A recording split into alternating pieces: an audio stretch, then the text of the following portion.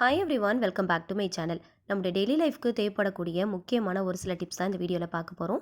So first time நம்முடைய சேனலை பார்க்குறீங்க அப்படின்னா மறக்காமல் நம்ம சேனலை சப்ஸ்கிரைப் பண்ணிக்கோங்க. கூடவே இருக்கிற பெல் ஐக்கனையும் கிளிக் பண்ணிக்கோங்க. அப்போ தான் இந்த மாதிரியான யூஸ்ஃபுல்லான வீடியோஸ் அப்லோட் பண்ணும்போது உங்களுக்கு நோட்டிஃபிகேஷன் வரும், நீங்களும் மிஸ் பண்ணாமல் பார்க்கலாம். ஃபர்ஸ்ட் டிப் என்னென்னு பார்க்கலாம். எப்பயுமே இஞ்சி பூண்டு பேஸ்ட்லாம் நம்ம ரெடி பண்ணி வைக்கிறோம் அப்படின்னா சீக்கிரமாக பார்த்திங்கன்னா ஒரு பச்சை கலரில் மாறிடும். ஸோ அந்த மாதிரி ஆகாமல் இருக்கிறதுக்கு ஃபஸ்ட்டு வந்து இஞ்சி பூண்டு பேஸ்ட் அரைக்கும் போது இஞ்சி பூண்டு நீங்கள் எந்த அளவுக்கு ரேஷியோவில் எடுப்பீங்களோ அந்த மாதிரி எடுத்துகிட்டு மிக்ஸி ஜாரில் அது கூடவே கொஞ்சமாக கல் உப்பு, கொஞ்சமாக மஞ்சள் தூள், அது கூடவே ஒரு பாதி லெமன் வந்து பிழிஞ்சு எடுத்துக்கோங்க. இது எல்லாத்தையுமே மிக்ஸி ஜாரில் சேர்த்துட்டு நல்லா வந்து கொரப்பாக அரைச்சி எடுத்துக்கோங்க. ரொம்ப நைஸாக அரைக்கக்கூடாது. இந்த மாதிரி நல்லா கொரப்பாக அரைச்சிட்டு நம்ம ஸ்டோர் பண்ணி வச்சோம் அப்படின்னா எவ்வளோ நாள் ஆனாலுமே அந்த இஞ்சி பூண்டு பேஸ்ட்டுடைய நிறம் சுத்தமாக மாறாது. நல்ல எல்லோ கலரில் இருக்கும். நம்ம வந்து ரெசிப்பியில் வந்து செய்யும் போது கொஞ்சம் மஞ்சள் தூளும் உப்பும் மட்டும் பார்த்துட்டு சேர்த்துக்கலாம். சால்ட்டு போட்டு அரைக்கிறதுக்கு பதிலாக கல் உப்பு போட்டு அரைச்சிங்க அப்படின்னா இன்னுமே ரொம்ப நல்லாயிருக்கும்.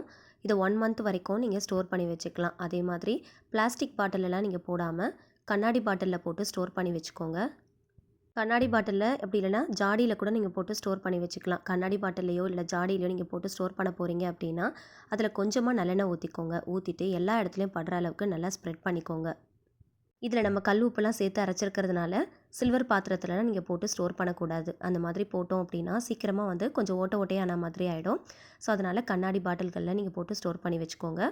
கூடவே கொஞ்சமாக நல்லெண்ணெயும் சேர்த்துக்கோங்க. இந்த மாதிரி சேர்த்துட்டு நம்ம ஸ்டோர் பண்ணி வைக்கிறப்போ சுத்தமாக நம்ம சேர்க்குற அந்த இஞ்சி பூண்டு பேஸ்ட் வந்து சீக்கிரமாக கெட்டு போகாமல் இருக்கும். சில நேரங்களில் நம்ம அரைச்சி வைக்கிற இஞ்சி பூண்டு பேஸ்ட் பார்த்திங்கன்னா கொஞ்சம் சளிச்சு போன மாதிரி இருக்கும் இல்லையா? ஸோ அந்த மாதிரி ஆகாமல் இருக்கிறதுக்கு இந்த ஒரு சின்ன டிப்பையும் ஃபாலோ பண்ணிக்கோங்க. இந்த மாதிரி எல்லா பொருட்களையும் சேர்த்து நம்ம அரைச்சி வைக்கிறதுனால சீக்கிரமாக பார்த்திங்கன்னா அந்த பச்சை நிறத்துக்கு மாறாது. ஸோ இதே மாதிரி இருக்கும். ஸோ கண்டிப்பாக ட்ரை பண்ணி பாருங்கள். இது அப்படியே வந்து ஃப்ரிட்ஜில் ஸ்டோர் பண்ணி வச்சு 1 மந்த் வரைக்கும் நீங்கள் யூஸ் பண்ணிக்கலாம். இஞ்சியையும் பூண்டையும் எந்த அளவுக்கு ரேஷியோவில் எடுத்து பார்த்து பக்குவமாக அரைக்கலாம் அப்படிங்கிறத ஆல்ரெடி நம்ம சேனலில் வீடியோவாக போட்டிருக்கேன். ஸோ தேவைப்படுறவங்க கண்டிப்பாக போய் செக் பண்ணி பார்த்துக்கோங்க. அதுவுமே ரொம்பவே யூஸ்ஃபுல்லாக இருக்கும். அடுத்த டிப்ஸ் என்னன்றதை பார்க்குறதுக்கு முன்னாடி வீட்டில் குழம்பு இல்லாத டைமில் செய்கிற மாதிரி ஒரு ரெசிபி எப்படி செய்கிறதுன்னு பார்க்கலாமா? ஒரு பேனில் 1 டீஸ்பூன் அளவுக்கு தேங்காய் எண்ணெய் சேர்த்துக்கோங்க. பாதி வெங்காயம், கொஞ்சம் கருவேப்பிலை, ஒரு சின்ன துண்டு புளி, உங்களுக்கு காரத்துக்கு ஏற்றப்போல் காஞ்ச வத்தல், ஒரு சின்ன துண்டு இஞ்சி, 2 பல்லு பூண்டு, இது எல்லாத்தையுமே எண்ணெயில் சேர்த்து நல்லா வதக்கிக்கலாம்.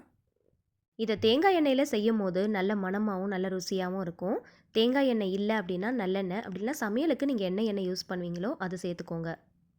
நான் பெரிய வெங்காயத்தில் பாதி வெங்காயம் தான் எடுத்துருக்கிறேன்.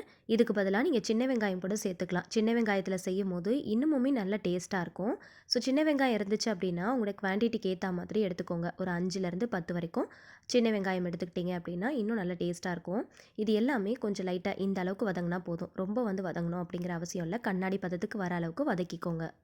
ஒரு கைப்பிடி அளவுக்கு தேங்காயை கட் பண்ணி எடுத்துருக்கிறேன். இதை வந்து மிக்ஸி ஜாரில் சேர்த்துக்கலாம். இது கூடவே வதக்கின எல்லா பொருட்களையும் சேர்த்து தேவைக்கேற்ப கல் உப்பு சேர்த்துக்கோங்க.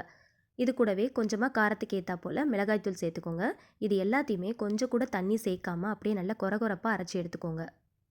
கொஞ்சம் கூட தண்ணி சேர்க்காமல் அரைச்சிக்கோங்க. வெங்காயம் தேங்காயில் இருக்கிற அந்த ஈரப்பதத்திலேயே நல்லா வந்து அரைஞ்சு கிடைக்கும். நல்லா கொரப்பாக அரைச்சி எடுத்துக்கோங்க. இதை அப்படியே எடுத்து கையில் நல்லா உருண்டை பிடிச்சி எடுத்துக்கோங்க. நம்ம இன்றைக்கி இதை மிக்ஸி ஜாரில் அரைச்சிருக்கிறோம். இதை இன்னும் நீங்கள் அம்மிக்கல்லில் வச்சு அரைச்சிங்க அப்படின்னா இன்னும் ரொம்ப நல்லா டேஸ்ட்டாக இருக்கும். கேரளா சைட்லலாம் இதை சம்மந்தின்னு சொல்லுவாங்க. சூடான சாதத்தில் நெய் விட்டு சேர்த்து பிசைஞ்சு சாப்பிட்டீங்க அப்படின்னா அவ்வளோ டேஸ்ட்டாக இருக்கும். வீட்டில் குழம்பு இல்லாத டைமில் சூடான சாதத்தில் போட்டு பிசைஞ்சு சாப்பிட்றதுக்கு அவ்வளோ அருமையாக இருக்கும். கண்டிப்பாக ட்ரை பண்ணி பாருங்கள். அடுத்த டிப் என்னென்னு பார்க்கலாம். இதுக்காக சாதம் வடித்த கஞ்சி தண்ணி இருக்கும் இல்லையா, அதுதான் நான் எடுத்துருக்கிறேன். அதாவது உப்பு போடாமல் வடிப்போம் இல்லையா, ஸோ அந்த மாதிரி சாதம் வடித்த கஞ்சி தண்ணியாக பார்த்து எடுத்துக்கோங்க. அது வந்து நல்லா ஆறுனதுக்கப்புறம் உங்களுக்கு எந்த அளவுக்கு குவான்டிட்டி வேணுமோ அந்த அளவுக்கு தனியாக ஒரு பவுலில் எடுத்து வச்சுக்கோங்க. இந்த சாதம் வடித்த கஞ்சியில் நிறைய ஸ்டார்ச் இருக்குது. ஸோ அதை வந்து எப்பயுமே தூக்கி போட்டுறாமல் இந்த மாதிரி ரொம்பவே யூஸ்ஃபுல்லாக நம்ம யூஸ் பண்ணிக்கலாம். அது என்ன அப்படிங்கிறத வீடியோவில் டீட்டெயிலாக சொல்லியிருக்கேன். ஸோ வீடியோவை ஸ்கிப் பண்ணாமல் பாருங்கள். சமையலுக்கு நம்ம வெங்காயம் நம்ம யூஸ் பண்ணுவோம் இல்லையா, ஸோ அதில் இருக்கிற அந்த தோலை மட்டும் தூக்கி போட்டுறாமல் எடுத்து வச்சுக்கோங்க. அந்த தோலை வந்து நல்லா வாஷ் பண்ணிக்கோங்க. ஒரு 2 வெங்காயத்துடைய தோல் இருந்துச்சுனாலே போதும். அந்த தோலை நல்லா சுத்தமாக வாஷ் பண்ணிவிட்டு அதுக்கப்புறமா இந்த கஞ்சி தண்ணியில் சேர்த்துக்கோங்க. இது கூடவே ஒரு 2 டீஸ்பூன் அளவுக்கு காஃபி தூள் ஆட் பண்ணிக்கோங்க. காஃபி தூளில் பார்த்திங்கன்னா கெஃபைன் இருக்குது. ஸோ அது வந்து நமக்கு ரொம்பவே யூஸ்ஃபுல்லாக இருக்கும். ஸோ இதை வந்து சேர்த்துட்டு நல்லா மிக்ஸ் பண்ணி விட்டுக்கலாம். காஃபி தூள் எந்த பிராண்டாக இருந்தாலும் பரவாயில்ல. ஒரு 2 டீஸ்பூன் அளவுக்கு மட்டும் சேர்த்துட்டு நல்லா வந்து கலந்து விட்டுக்கோங்க. வெங்காயத்தில் சல்ஃபர் கண்டென்ட் அதிகமாக இருக்குது. அது வெங்காயத்தை அப்படியே யூஸ் பண்ணணும் அப்படிங்கிற அவசியம் இல்லை. அதில் இருக்கிற தோலை கூட நம்ம யூஸ் பண்ணிக்கலாம். அதுலேயும் பார்த்திங்கன்னா அந்த சல்ஃபர் கண்டென்ட் நமக்கு அப்படியே கிடைக்கும். அதனால தான் நான் அதை சூஸ் பண்ணியிருக்கிறேன். காஃபி தூளில் கெஃபைன் இருக்கிறதுனால அதையும் சேர்த்துருக்குறேன். ஸோ இது எதுக்காக நம்ம யூஸ் பண்ணுறோம், இது எப்படி ப்ரிப்பேர் பண்ண போகிறோம் அப்படிங்கிறத பார்க்கலாம். இதை ஓவர் நைட் அப்படியே விட்டுருங்க. எப்பயுமே மதியானம் நம்ம சாதம் வடிப்போம் இல்லையா? ஸோ அந்த கஞ்சி தண்ணிய எடுத்து வச்சுட்டு, நைட்டு நீங்க ப்ரிப்பேர் பண்ணிட்டு, ஓவர் நைட் அப்படியே விட்டுட்டு, அடுத்த நாள் நீங்க ஓப்பன் பண்ணி பார்த்தீங்க அப்படின்னா, அந்த வெங்காயத்துடைய தோல் பார்த்தீங்கன்னா, அது உள்ள நல்லா ஊறியிருக்கும். ஸோ கலரும் பார்த்தீங்கன்னா, லைட்டா வந்து சேஞ்ச் ஆன மாதிரி இருக்கும். வெங்காயத்தோல இந்த தண்ணியில ஓவர் நைட் நம்ம அப்படியே ஊற விட்டுட்டோம் இல்லையா? ஸோ ஆல்மோஸ்ட் வந்து இதில இருக்கிற எசன்ஸ் ஃபுல்லாவே அதில நல்லா இறங்கியிருக்கும். இத அப்படியே வேற ஒரு பாத்திரத்துக்கு மாத்திக்கலாம். இத வந்து நல்லா பாயில் பண்ணி எடுக்க போறோம். ஸோ அதுக்கேத்தா மாதிரி ஒரு பாத்திரத்தில பார்த்து மாத்தி எடுத்துக்கோங்க. இது கூடவே ஒரு 4 போல கிராம்பு சேர்த்துக்கலாம். கிராம்புல நிறைய ஆன்டி ஆக்சிடென்ட் இருக்கிறதுனால அதையும் நம்ம சேர்த்துருக்குறோம். இதையும் சேர்த்துட்டு நல்லா கலந்து விட்டுக்கோங்க. ஸோ எந்த அளவுக்கு குவான்டிட்டில எல்லாமே எடுத்துருக்குறோம் அப்படிங்கிறத வீடியோவில் உங்களுக்கு பார்த்துருந்தாலே தெரிஞ்சிருக்கும். சப்போஸ் நீங்கள் அதிகமாக எடுக்கிறீங்க அப்படின்னா அதுக்கேற்ற மாதிரி கூடவோ குறையவோ சேர்த்துக்கோங்க. இதை வந்து நல்லா வந்து கொதிக்க விடணும். நம்ம சேர்த்துருக்கிற அந்த தண்ணி வந்து கொஞ்சம் கால் பதத்துக்கு கம்மியாகிற அளவுக்கு, அதாவது நம்ம வந்து ஒரு பங்கு அளவு சேர்த்துருக்குறோம் அப்படின்னா அது 3/4 பங்கு அளவுக்கு வர அளவுக்கு நல்லா வந்து கொதிக்க விட்டுட்டு அதுக்கப்புறமா அதை தனியாக வந்து ஃபில்டர் பண்ணி எடுத்துக்கோங்க. இதை ஃபில்டர் பண்ணதுக்கப்புறமா கடைசியாக இருக்கு இல்லையா அந்த வெங்காயத்தோல், அதையும் பார்த்திங்கன்னா நல்லா பிழிஞ்சு எடுத்துக்கோங்க.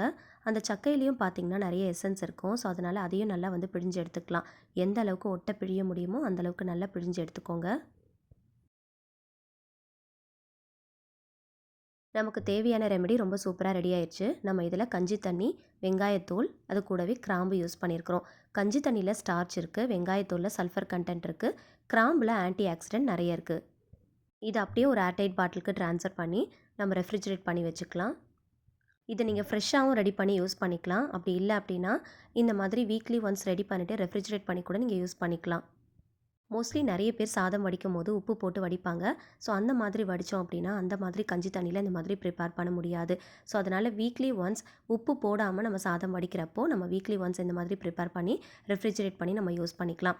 அப்படி இல்லை அப்படின்னா டெய்லியுமே உப்பு போடாமல் தான் நாங்கள் சாதம் வடிப்போம் அப்படின்னா அந்த மாதிரி ஆட்கள் நம்ம டெய்லியுமே வந்து ஃப்ரெஷ்ஷாக பேட்ச் கூட நம்ம ரெடி பண்ணிவிட்டு யூஸ் பண்ணிக்கலாம்.